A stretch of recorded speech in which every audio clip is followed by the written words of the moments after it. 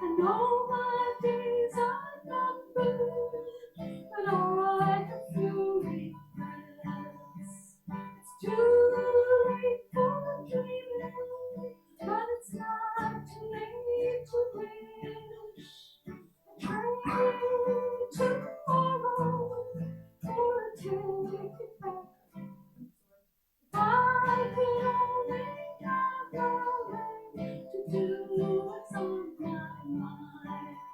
I trade tomorrow for a ticket back in time. So take me to the country, just the way it used to be. Once more I'd rivers, sleep beneath the trees, and stand and watch the morning sun spread out across the land. And if I only live one day, I'll die a happy day.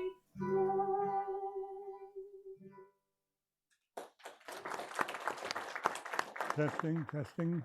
Are you hearing me? Okay. Thank you, Leo, for those kind words of introduction. And Mary, great job. Good to hear Harry Martin sung with a little, yeah. Harry is a great singer, but there's a little octave higher is always good. I hardly know where to start. Leo reminded me of so many things while he was speaking that maybe I should mention that you selected a very good location for this first evening of storytelling, I'm told, in that, and I don't mean just the church. The church, of course, is a great place. But this is what I would call old Happy Valley. We moved here in 1943. I was 4, so I don't remember very much about it. Ended up in the hospital that year, but I won't get into that. We were the 7th family to locate here, and our first school was 2 doors over in the Perot homestead. Mrs. Perot, according to the story that Mom used to tell, Alice Perot, who was, along with her husband Thorwald, were 2 of the first 3 families to settle here, and they started the Boy Scouts and Girl Guide movements, which are still continuing, I think, today. The other members of the first 3 families to locate here down in this creek, or they didn't locate in the creek, they came in the creek, was Pop Saunders, we call him, Gilbert Saunders and his family, and Uncle Johnny Broomfield, who lived just across the street from where I am at 123 Hamilton River Road. So this is old Happy Valley, Leo, and I think the road went just beyond, is it Maxwell's next door? Yeah, a little bit beyond that. And then there was a footpath after that, and that was Happy Valley back in the day. I did work with the town, I guess to use a modern term. My first job after school in 1958 was with the Happy Valley Pioneer, as you mentioned. It was kind of a little news sheet, I guess, is the best way to put it. Pierre Teveny, Jim Learning, Ned Shywock, myself, Hector Blake eventually, and a couple of others. Does anyone know what a Gestepner is? Okay. That produced our news sheet. We picked up local news. We even had a few advertisements in it, Leo. We're making a few bucks. But I'll get to that in a minute. We also used to get our news up near Skipper Joe's in Spruce Park. On the other corner is an old white building.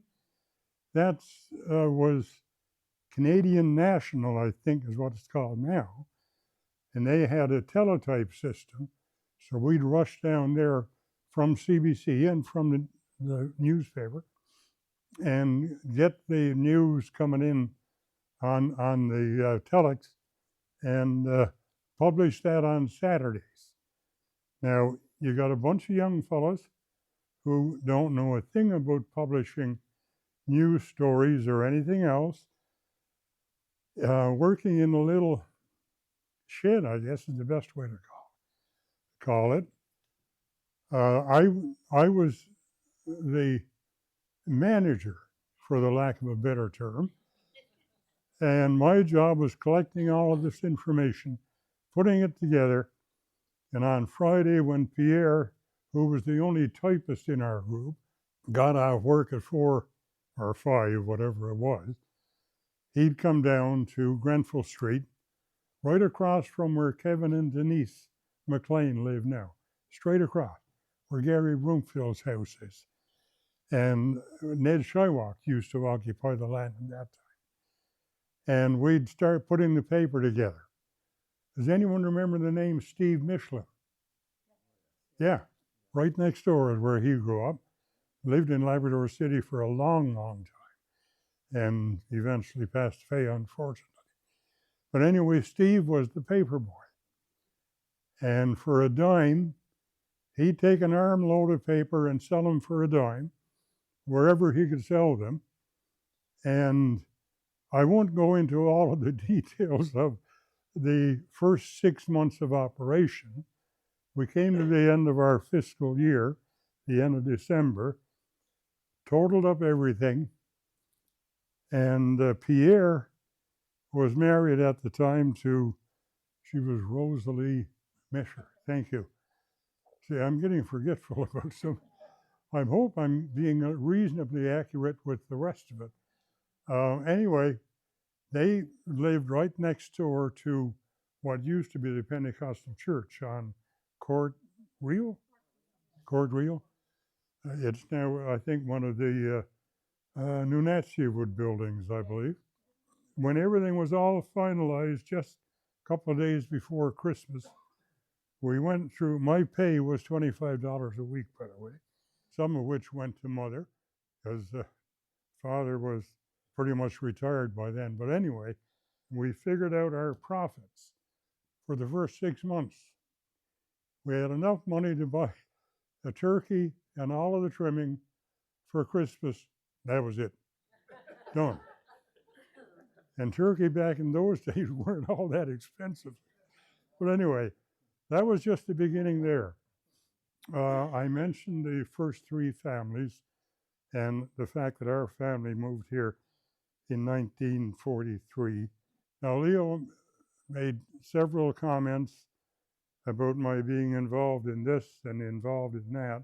The Mokami Mountaineers was a radio show that Goudie Rendell and I started, and I talked to Goudie a couple of weeks ago, I guess maybe 3 weeks.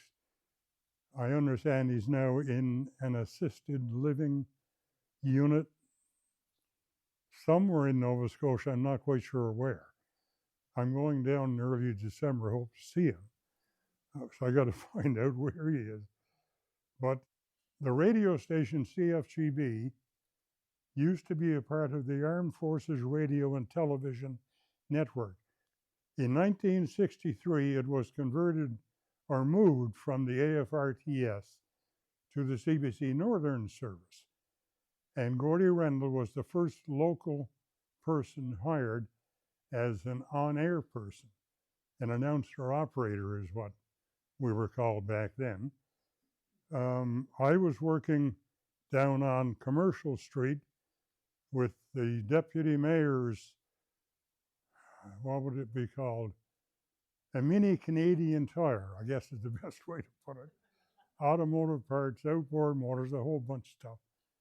And the station manager, Gord Fredericks, and the technician, Joe Smith, and I think they're both gone now. I know Joe has passed away,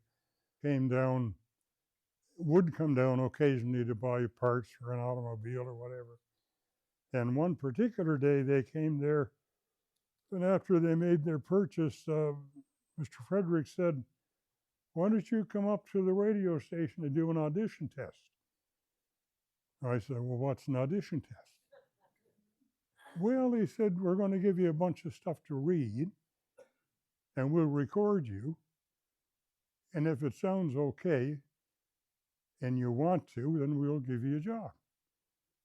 I went, well, okay, not going to hurt to do a test, I guess. So I went up, nervous as hell, not knowing what an audition test was, and a bit of news, a bit of sports, and a few community announcements. And boy, did we have a lot of funny community announcements over a 10-year period. Anyway, I did the test, got the job, and it went from there. And sometime during the first few months, well, I should mention something that Mom was a little concerned about. Well, she knew I worked at the radio station, of course, as I was living home. And a couple of months after I started work, Goudie and I were sitting down one day, Saturday afternoon at the radio station. Everyone in Happy Valley, at least, wanted to hear country and Western music.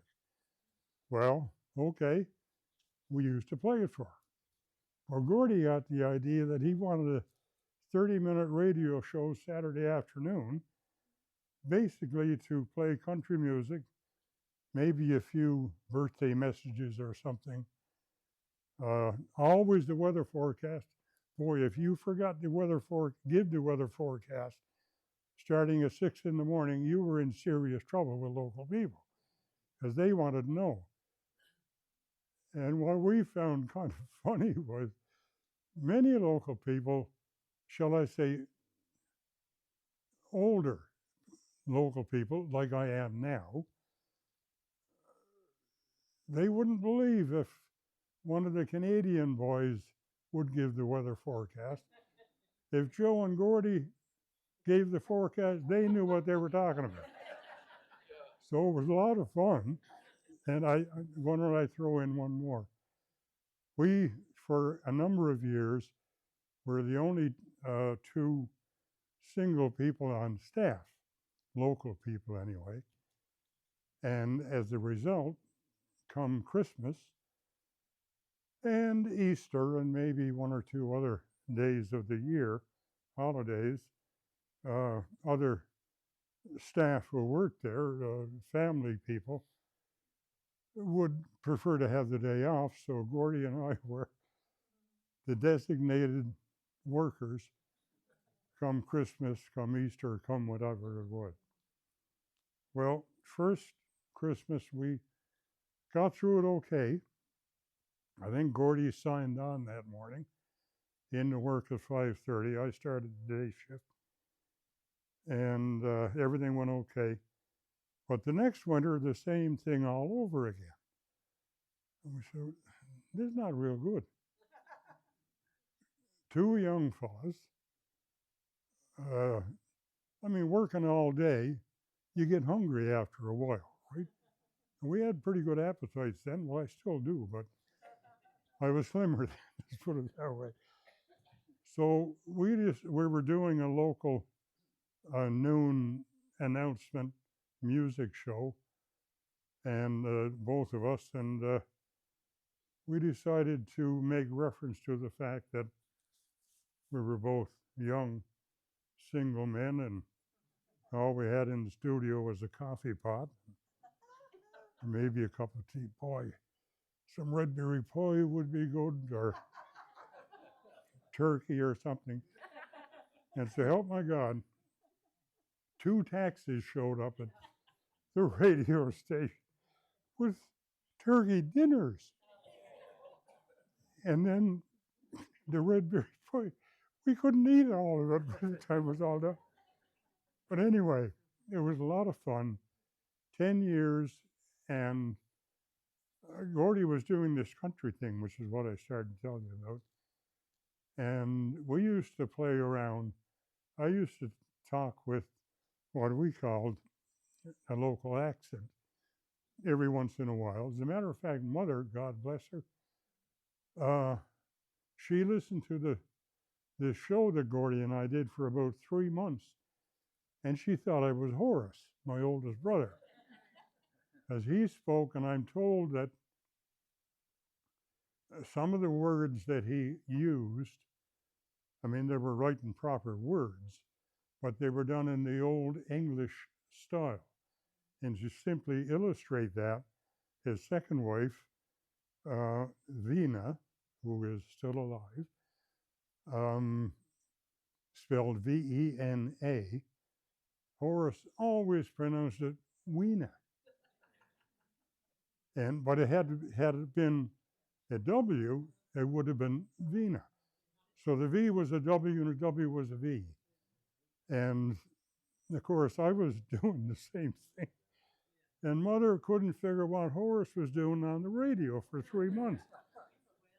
Anyway, that all changed come the Centennial Center, we called it then, up Court Real, is it? Court Real? The Transmitter Road, yes. I heard something about a Mexican sombrero or something or other up there now. Anyway, they were holding a, what's it called? Not a spring fair. Uh, Carnival. Thank you. Carnival. Thanks very much. And someone got a hold of Goudie because they had no idea who this person was who was with Goudie, wondering if Goudie and his buddy would show up at this carnival on talent night and basically do a show there. So Gord checked with me because we weren't sure what to do. So yeah, okay, we'll go. So they had a curtain drawn across the stage. I was out behind the curtain, dressed in my hunting clothes, trapper's clothes, if you want to call it, microphone like this. Goudie was out in front of the curtain, and we were carrying on in the same style as we did on radio. And by the crowd started to get kind of rowdy. Said, get the man out here so we can see who this is. I went out, and they all said, oh, he's lip syncing. I didn't know what lip syncing was then. Anyway, so it took a while to get through. But the bottom line was, and we were kind of pleased about it, gave us bragging rights, I guess. It ran for 10 years straight every Saturday afternoon.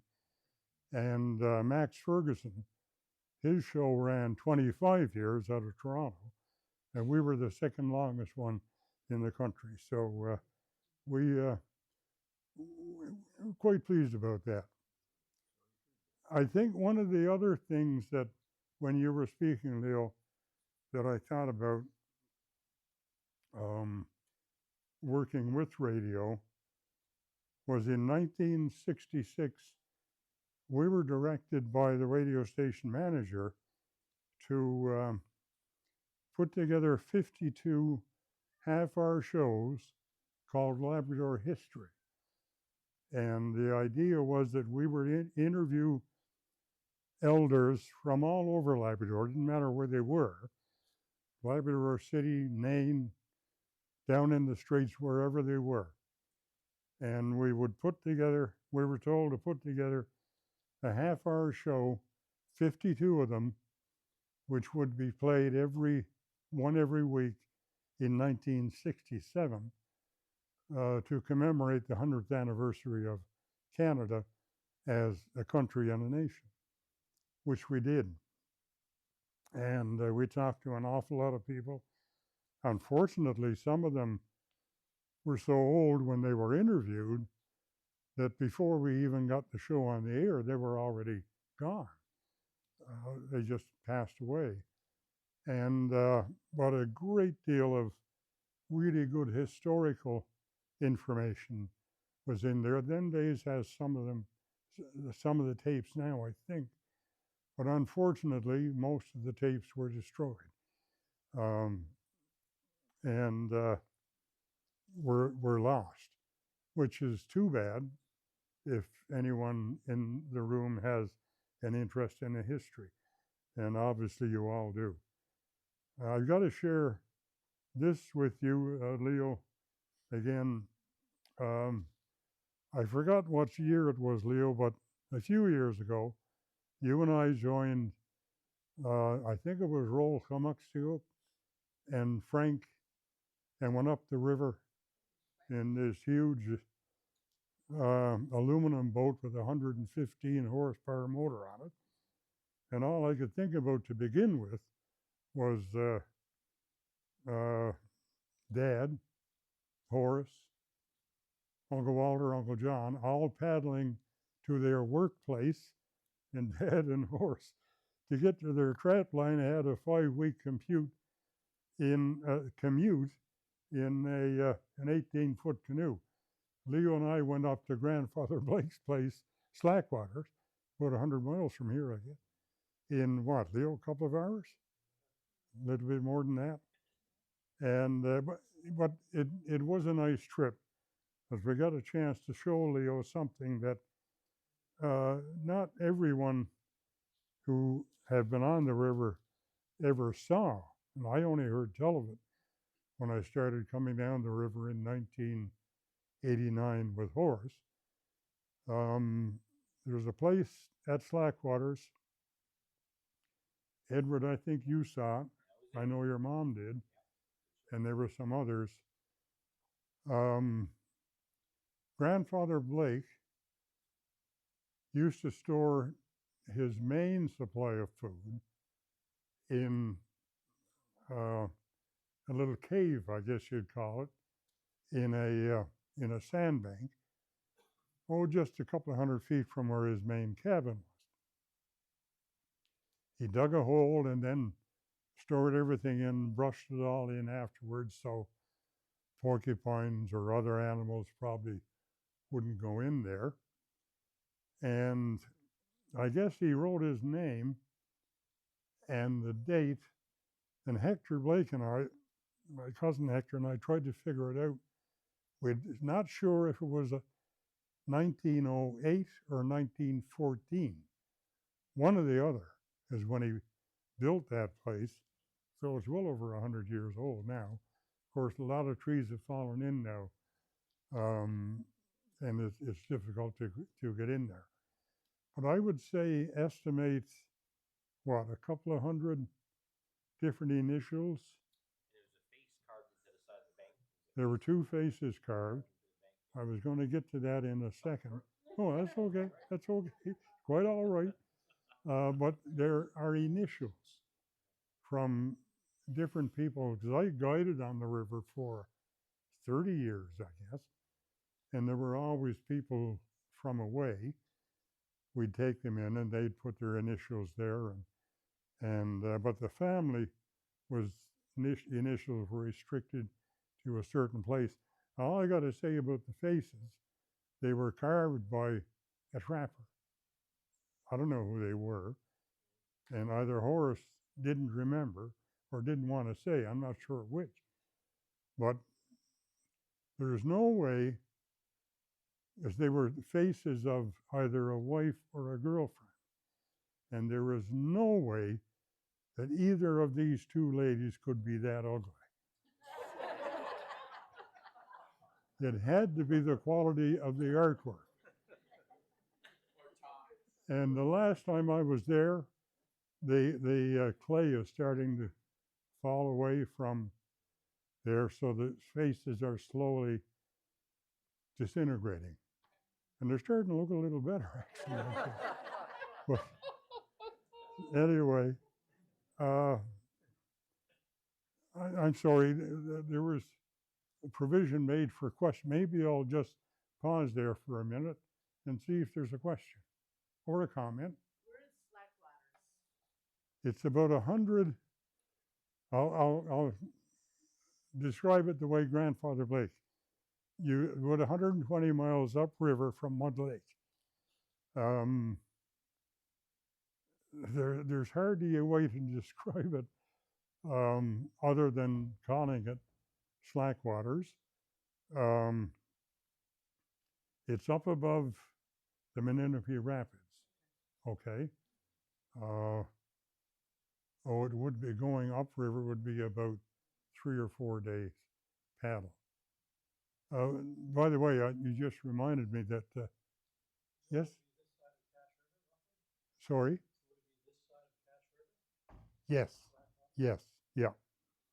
Uh, Now you raise an interesting point because just above Slackwaters is where your father used to trap. And I don't have firsthand knowledge of this, but Horace told me about an interesting message that your father received when Big Al was born. We're cousins, by the way. Their mom was my first cousin. And Big Al, I don't remember how much he weighed, Kenny. 10 pounds? Oh, hell, I was 12 pounds. Okay. So it's not so bad. Horace told me this story. He was trapping close to where your father was. And the trappers all had a mail system, eh? Like Dad and Horace trapped up where the Mackenzie River comes into what's now the reservoir up behind Church Falls. 5 weeks paddling to get to their trapping place. And I asked him one time, well, how long did it take for you to get mail? Because there'd be a letter or maybe a little bit of chocolate or something sent up for a treat for a husband or a boyfriend or whatever. And he said, 3 weeks from what? That's not bad. When you consider the mail today, it's pretty near almost as good. Heck of a lot cheaper, I know, than what it is now. Anyway, a message arrived. There was quite a laugh that several of the trappers had as they heard about this message, as they couldn't decide who was the biggest, whether it was the father or the baby. The Skin's dad, I mean, he wasn't the tallest in the world, but nevertheless, he was quite a salmon fisherman and quite an all-around trapper, the way that most of the guys were those days. Anyway, someone else must have a question. As Leo also mentioned Catherine Beggy Pottle, Kathy and I had an interesting occurrence much later. She and her husband retired from work in Labrador City, moved back here. Kathy had been quite a successful playwright, I guess, over in Labrador City. And when they moved back here, because Gordy and I always referred to Mammy, this fictitious wife of Uncle. And there never was a person with a name. When Catherine came back, she became Mammy. And I guess I could accurately say that at the peak of my storytelling career, we had the pleasure of, along with Harry Martin, of performing in the Interpretation Center in Northwest River for Her Majesty the Queen, which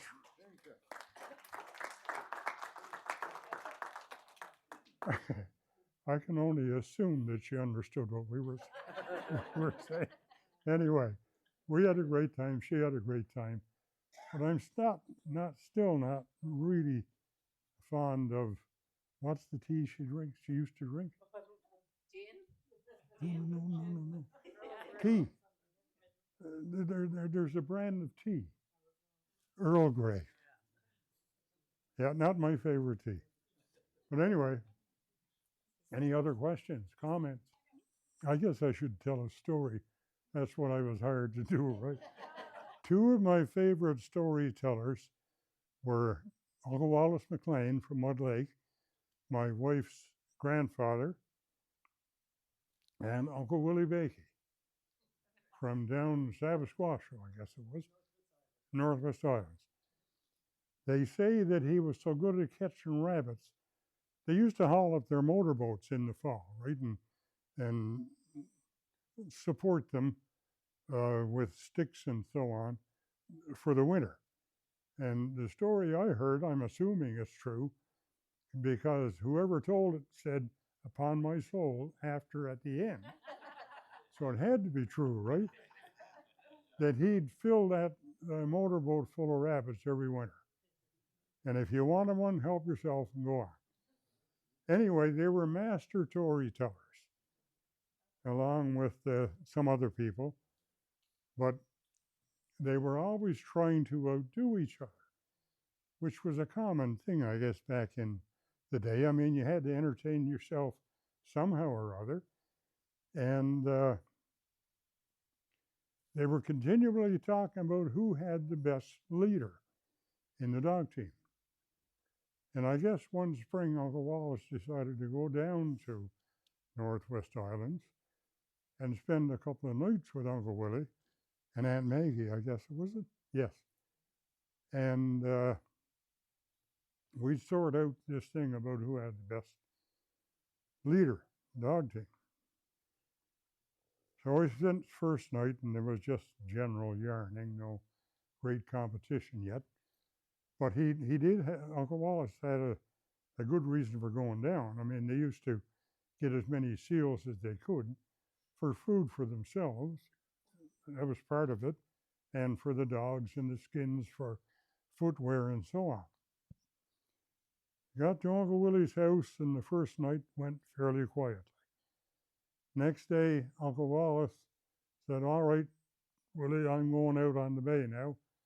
Took a load of, he had a grub box on the Commodore, and took a bren bag and put some firewood in it so he could boil the kettle out there somewhere and be back in time for supper.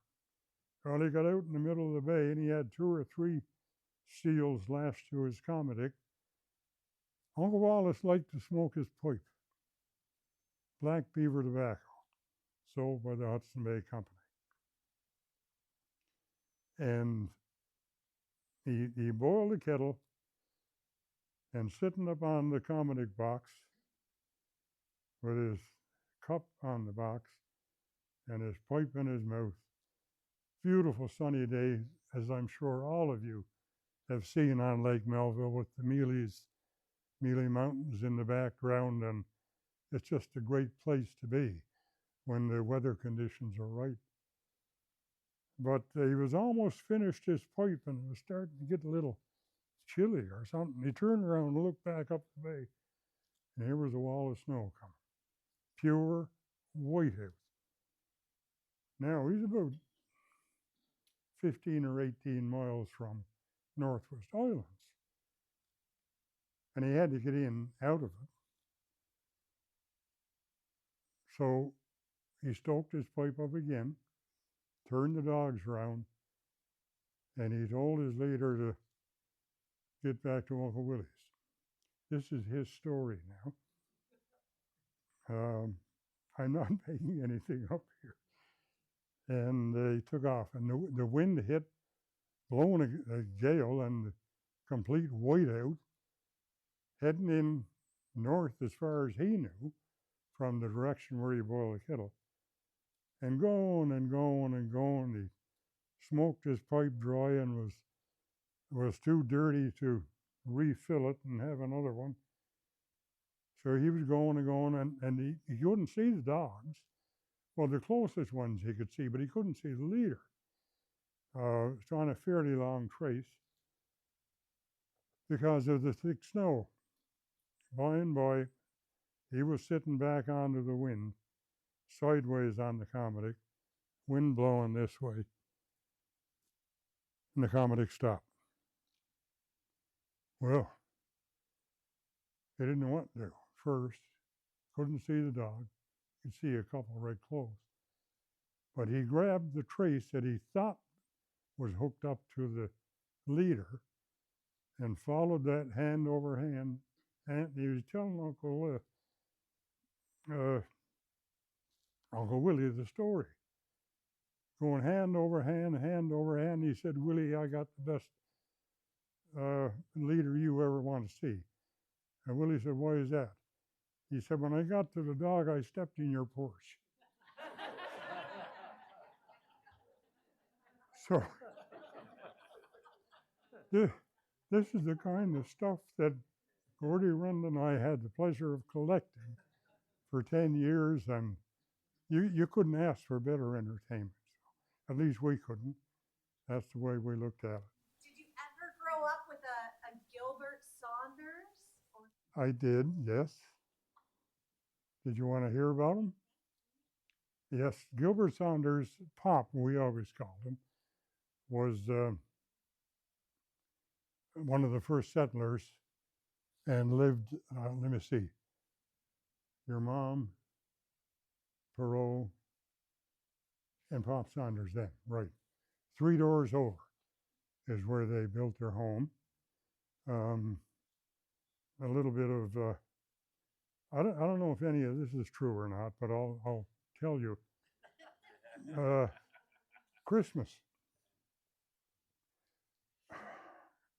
When I was a kid, when the town first started,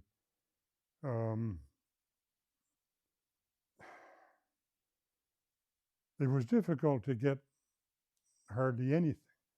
Well, we had to go to Northwest River to the Hudson Bay store there to buy your groceries and anything else you needed. And it was either dog team, or if you were lucky and had a motorboat, then you'd use that. A lot of people paddled in a canoe. So it was difficult to get around back in those days. But nevertheless, people did. And now I lost my train of thought. I don't even know what I was going to talk about. Pop Saunders, yes. Oh, I know what it was, yes. Christmas dinner. Again. There was a fairly large family. I don't remember all of their names, but I think they were all sons except one. Andrea, I know, was the daughter. I think she was the only one. And they were all big men. Pop Saunders, Gilbert Saunders was, for the day at the time, was quite a big man. Extremely efficient, I guess is the best way to put it, with a dog whip, because driving the dog team, they had a long whip. Some said 30 feet long. I don't know if it was that long or not, but probably 20 feet. And they tell me he could take a match out of the snow with one flick of the whip. Anyway, they told me that they all had good, healthy appetites, and a typical Christmas dinner was 3 Canada geese, 24 partridge, 12 rabbits, and all the trimming. And when the Christmas dinner was done, there was only bones left, nothing else. I don't know if that's true or even close to it, but that's the story I heard. You see, back in those days, the first settlement wasn't civilian settlement, was not Happy Valley, it was Otter Creek. And there's a plaque down there on a rock that states that this was the first.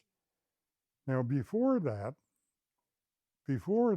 Otter Creek place, there were, I'm told, 8 or 10 tents set up right where the road comes from the dock now up to the escarpment, of different people, trappers for the most part. They heard that a base was being built. I got a story about that too, I'll tell you in a minute. They heard there was a base being built and that there was going to be a lot of jobs available. So they went and camped, waiting for this big ship to arrive with all of the heavy equipment. It did, right where the dock is now. And there was no dock then. The only thing over there in terms of habitation was Uncle John Grove's place over on Grove's Point. And there's another good story there too, by the way. And they took the first bulldozer off of the boat with the heavy-duty winch, dropped it on the sand, and went right through the camp where the boys were. tents gone flying, everything. They had to build a base. This was in the fall, probably around now, or maybe a little earlier. And the first aircraft landed, what was it, Christmas Day or Christmas Eve, one or the other. So, they didn't waste any friggin' time building a base. Now, I had two bachelor uncles from Mud Lake, John Blake and Walter Blake. Some of you knew them. Uncle Walter was quite curious. He was older than Brother Horace when they were going trapping, so as a result of his age and experience, he was the boss. Well, they went into Mackenzie River up on Michigamow Lake, we called it then. And normally they would leave in early January to come home, 22 days walking on snowshoes, hauling their sleds. And they'd get home after 22 days walk. Uncle Walter decided this particular year that they were going to leave a couple of weeks earlier than normal. And Horace wanted to know why. I think Horace said he was 17 years old then. Well, Uncle Walter said they're building a base. I don't know what a base is. So we're going to go down and find out what it is. So they left a couple of weeks earlier than normal and had to walk across Michigamow Lake out to the big hill portage, 30 miles across land, and down over the big hill portage and onto the river and out on the ice. Way to go. Now, when the trappers were going in the country from Mud Lake, which is where they came from, there was a point up here just below where the causeway is now called Henry's Point. That's where they'd have their lunch when they were paddling their canoes. And coming back out, that's where they'd have their last lunch, on Henry's Point. So they came down over the South Portage at Muskrat Falls, where the plant is located now, back onto the ice, and in a big rush. They were starting to get a little bit hungry. Had a few miles to go. Came around the point at Henry's Point, all set to make a fire and have lunch. There was no forest. Forest was gone.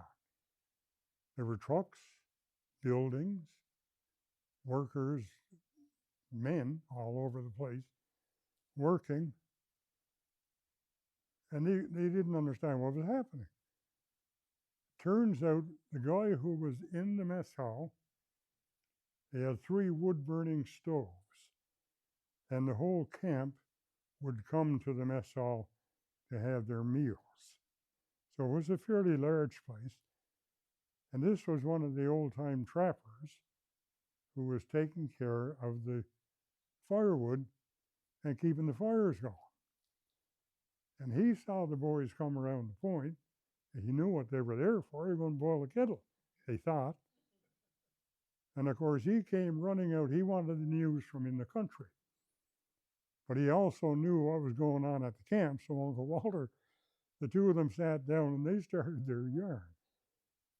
And he said to Uncle Walter, listen, he said, the workers are just having their dinner now.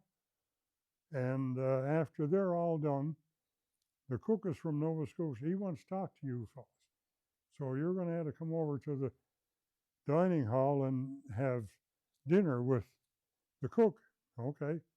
They were all in favor of that. They were drinking tea at the time. Good heavens.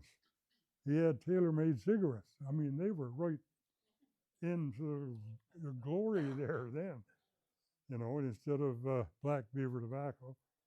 Anyway, they got called to dinner, went over to the mess hall, and the cook brought out this big tray of food and put it on the table. Horace and Uncle Walter hadn't seen that stuff before. What is it, I wonder? Didn't know what it was, but it smelled good. So they got the ladle and dished it up. And they overdid it, of course, as they were living on pretty scant fare coming down that river in a rush trying to get home. And cooking your own meals after the tent is set up and everything else. They overdid it. And to top it all off, once they finished eating this food that the cook brought out, he brought out a chocolate cake. Well, their favorite. So they dug into that too. Anyway, they spent a couple of hours there, starting to get duckish, and they still had to go to Mud Lake yet. So they said, well, we got to get going. We can't stay here any longer. And whoever that trapper was, I don't know who he was taking care of the wood stoves. He said, look, you're going to be going back up in a month or so for your spring hunt. Don't bother about buying tobacco down at the Hudson Bay Company. He said, you can buy all the cigarettes you want here, chocolate bars, whatever you like. So we'll take care of that for you. And Uncle Walter said, if you don't mind, will you tell me what it is we had for dinner? Oh, shepherd's pie. Oh, shepherd's pie. And what kind of meat is that? Hamburger. And when Horace and Uncle Walter left, they got close to the area here. And I mean, you're walking in snowshoes. You just came 22 days straight walking. You got a heavy load, hopefully, of fur and the rest of it. And as a result, a belly full of shepherd's pie and chocolate cake. Well, you know what happened, don't you, Pete? About off of the Birch Island here, they were trying to figure out what kind of an animal, first of all, a hamburger was. They couldn't figure it out. They'd never heard tell of an animal. Did it have 2 legs or 4 legs? Or did it fly or what was it? Anyway, they lost their supper or lost their dinner and ended up going on down to Mud Lake. And they found out what a base was, and they both ended up working there. Well, Uncle Walter worked there for the rest of his working life. Horace tried it for a while, and then the country would call to him, and he'd be back on the trap line. There were a lot of people like that. Uncle Jim Anderson from Makovic told me he'd walk in here in the spring on snowshoes before the snow was all gone, go to work for the summer, and once the snow got back down again, well, probably around now, weather was different then than it is now, then he'd walk back to Makovic. And they were like that, coming from all over Labrador, from Newfoundland, and from all over the world. Because you got to remember that at one point in the 70s, we had 18,000 people here, 12,000 United States Air Force personnel and their dependents, a couple of thousand Canadian Forces personnel and their dependents, and then the rest of us from all over, I guess, was the best way to put it, local and otherwise. So it was a cosmopolitan area. At the time, and I checked this out as a reporter, we had the highest per capita income in Canada because of work on the base and other things that were going on. So it was quite an affluent place. And as a result, you see what we have today. Well, the American forces left. Final part of the move was in 74. So it would have been, say, between 1968 and 74, generally in that area, yeah. But I don't have a specific